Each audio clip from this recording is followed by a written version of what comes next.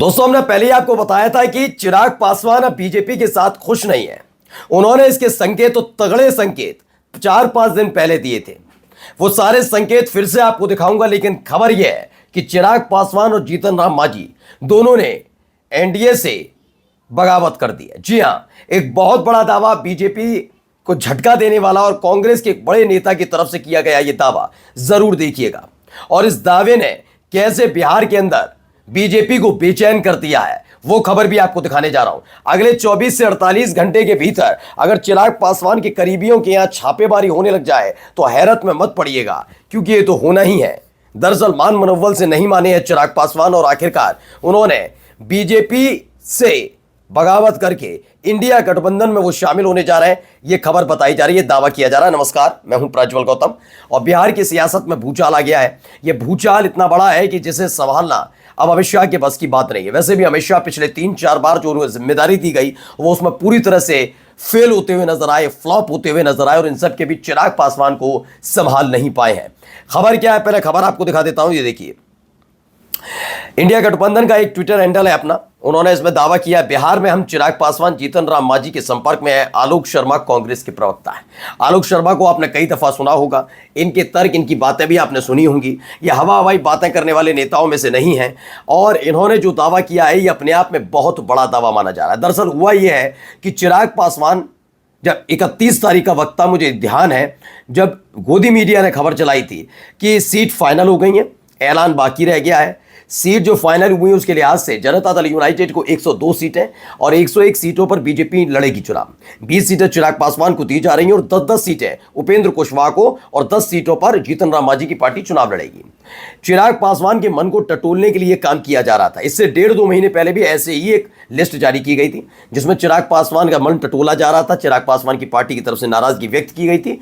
फिर से वही हुआ, मतलब आधिकारिक ऐलान नहीं हुआ। 1.5 महीने पहले भी यही बात, 1.5 महीने बाद भी यही बात, लेकिन आधिकारिक ऐलान नहीं। इन सब के बीच अमित शाह ने एक बैठक बुलाई 3 तारीख के लिए। 3 सितंबर की ये बैठक थी। इस 3 सितंबर की बैठक में तमाम बिहार में जो बीजेपी के सहयोगी पार्टियां हैं उनके नेताओं को बुलाया गया था कि आप आइए, आप जरा बैठ कर बात करते हैं, क्या करना है। इसीलिए आधिकारिक ऐलान नहीं हुआ था।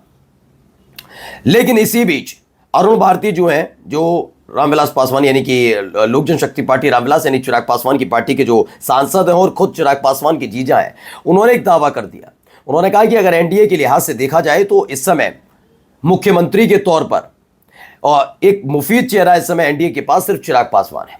क्योंकि ये जो चुनाव है, इस चुनाव ये सिर्फ ये नहीं है कि किसकी सरकार बनेगी किसकी नहीं। ये वाला चुनाव अगले 2 दशक यानी 20 सालों तक कौन मुख्यमंत्री का चेहरा होगा वो तय करने वाला। और बिल्कुल बात में गलत नहीं मानता। अगर आप चिराग पासवान को एनडीए में देखते रहे, वो तो अब आ रहा है इंडिया गठबंधन, बात अलग है, लेकिन एनडीए में अगर आप देखेंगे तो चिराग पासवान का चेहरा है। तो दूसरी तरफ ये भी है कि तेजस्वी यादव का एक मुख्यमंत्री के तौर पर युग शुरू होने जा रहा है। अभी तक डिप्टी सीएम थे, सीएम के तौर पर शुरू होने जा रहा है, यानी नीतीश कुमार की विदाई राजनीतिक तौर पर पक्की है। जैसी ये खबर निकल कर आई वैसे ही आनंद फानन में 3 सितंबर को सबको बुला लिया गया, आओ चलो बैठकर बात कर लेते हैं।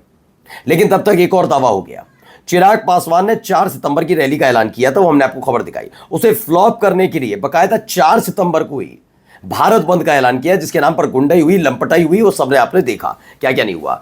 अब चिराग पासवान इस बात को समझ गए कि अगर हम कुछ बात करना चाहते हैं, हम रैली करना चाहते हैं, तो इसे फ्लॉप करने के लिए सारे के सारे जितना ताकत हो सकती है सारी ताकत लगाई जाती है। इसके अब 48 घंटे बाद, जो 4 तारीख को उनकी बैठक, 48 घंटे बाद खबर आ गई चिराग पासवान बगावत करने जा रहे हैं। देखिए खबर क्या है, इंडिया गठबंधन का एक और। बिहार की राजनीति समझ पाना हर किसी के लिए इतना आसान नहीं है। जो दिखता है वो होता नहीं है और जो होता है वो दिखता नहीं है। चिराग पासवान की जनसभा में आजकल हमारा मुख्यमंत्री कैसा हो, चिराग पासवान जैसा हो, कि नारे लग रहे हैं। चिराग पासवान भी नारे सुनकर मंद मंद मुस्कुरा रहे। पिछले दिनों एक जनसभा में चिराग पासवान का पुराना दर्द एक बार फिर से झलक पड़ा और मन से काफी कुछ सुनाते हुए कहा कि मेरी पार्टी और मेरे परिवार को तोड़ने की कोशिश की गई, लेकिन मैं नहीं टूटा। मैं चाहता हूं कि ऐसा बिहार बने जहां मुंबई और दिल्ली से भी लोग बिहार में आकर इलाज कराएं। अब जो पहली इनकी लाइन थी, ये बात बिल्कुल सही है, हाल ही में उन्होंने कहा था और मैं बार बार आपको याद दिला रहा हूं और अब फिर सुन लीजिए, सच बात है ये। गोदी मीडिया ने पूरा प्रोग्राम सेट किया, सबको लगा चिराग पासवान खत्म, मतलब राजनीतिक तौर पर खत्म कर दिए। वाकई चाणक्य ने खत्म कर दिया। जब उनके पिता यानी रामविलास पासवान का निधन हुआ था, और जब रामविलास पासवान का निधन हुआ तो चाचा, एक तो जननेता नहीं है उनके, रामविलास पासवान के जो भाई हैं पशुपति पारस, वो जन नेता नहीं है, ठीक है। वो अपने भाई की वजह से रहे, लेकिन चिराग पासवान, अब आप रामविलास पासवान के बेटे हैं तो उस नाते वो बाहर निकला है, आगे निकला है, लेकिन ये बात सच है कि चिराग पासवान का अपनी एक फैन फॉलोइंग है, अपने समर्थक हैं, ये तमाम चीज़ें हैं। लेकिन ये बीजेपी के लिए ठीक नहीं था कि चिराग पासवान युवा हैं, वो जानते थे कि अगर लोक जनशक्ति पार्टी इसी तेज रफ्तार से बढ़ती रही और चिराग पासवान आगे आए तो आने वाले वक्त में ये बीजेपी के लिए बिहार में खतरा बन जाएंगे, जबकि इनको सिर्फ बैसाखी बनकर रहना है, यानी एक छोटी भाई के तौर पर, पार्टी के तौर पर मुख्यमंत्री बनने का सपना ना देखें, ये तय था। इसीलिए पार्टी टूटी। आपको याद होगा पार्टी कैसे टूटी। पशुपति पारस अचानक से दावा करते हैं, मोदी शाह जिनका इतिहास रहा पॉलिटिकल पार्टियों को खत्म करने का, या फिर जिसकी तरफ उंगली कर दी उसकी पार्टी वाला हिसाब किताब देख लीजिए। शरद पवार के भतीजे की कौन सी पार्टी हो गई, एकनाथ शिंदे के हवाले शिवसेना हो गई। तो यहां पर किया जा सकता था, चिराग पासवान का समर्थन करते, लेकिन ऐसा नहीं किया गया। उन्होंने पशुपति पारस का साथ दिया, उन्हें केंद्र में मंत्री बना दिया और इनकी पार्टी छिन गई। लेकिन जब चिराग पासवान ने अपनी ताकत का प्रदर्शन किया, बीजेपी में हड़कंप मच गया, मोदी शाह सहम गए कि हमने सोचा था राजनीतिक तौर पर चिराग पासवान को हम खत्म कर देंगे, आज के बाद वो कहीं और कुछ और करते नजर आएंगे, लेकिन हो गया उल्टा। चूंकि ताकतवर थे तब भी, प्रचंड बहुमत की सरकार थी, अब तो 240 पे इसलिए चिराग पासवान सुना जाते हैं, तो उस समय हालत अलग थी। चिराग पासवान फिर से बीजेपी के साथ गए, तमाम चीजें, मोदी का अनुमान, और गोदी मीडिया माहौल बनाती रही कि चिराग पासवान नीतीश कुमार से नाराज है क्योंकि उनकी पार्टी के इकलौते विधायक जेडीयू में चले गए। मैं लगातार कह रहा हूं, नाराजगी कभी चिराग पासवान की नीतीश कुमार से नहीं थी। ये तो बाला बदलते रहते हैं। पार्टी पूरी हड़प लेना और उसका समर्थन करने वाले लोग कौन थे, इसके बारे में चिराग पासवान जानते हैं। कुल मिला के आगे देखिए, युवा आकर पढ़ें, इसके लिए हमने ये संकल्प के साथ आगे बढ़ना होगा। ये नया संकल्प क्या होगा, ये चिराग से बेहतर कोई नहीं जानेगा। खुद को प्रधानमंत्री नरेंद्र मोदी का अनुमान बताने वाले चिराग क्या 2020 फिर से दोहराएंगे या कोई नया समीकरण बनाएंगे? फिलहाल चिराग के लिए इंडिया गठबंधन के दरवाजे पूरी तरह से खुले हैं। अब फैसला चिराग को लेना है और ये होने जा रहा फैसला। दरअसल इन सब के बीच एक और खबर आ गई, एक और झटका मोदी शाह को लग गया। बात सिर्फ चिराग पासवान और जीतन राम मांझी की नहीं है दोस्तों।